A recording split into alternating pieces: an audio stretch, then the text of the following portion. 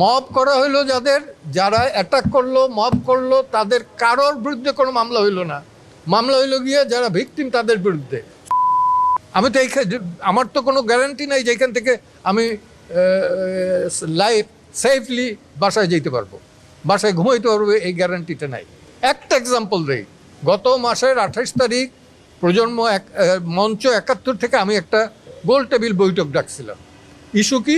Issue ছিল মুক্তিযুদ্ধের, মহান 71-এর মুক্তিযুদ্ধের যাতে কোনো রকম মর্যাদাহানি না হয় এবং 72-এর সংবিধানের সংরক্ষণ যাতে করা যায়, এইটা নিয়ে আলোচনা। এবং যারা ছিল অধিকাংশ ছিল অ্যাবাভ 70 এইজের। সেইখান থেকে মধ্যে দুই তিনজন ছিল, মঞ্জুরুল আলম পান্না, কার্জন, আর কে, এই দুইজন ছিল বোধহয় ইয়াং, তাও above 60।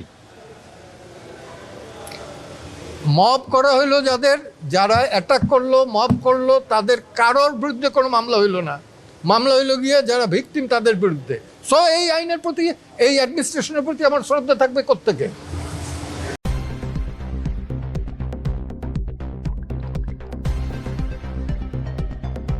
News Vision Digital Multimedia.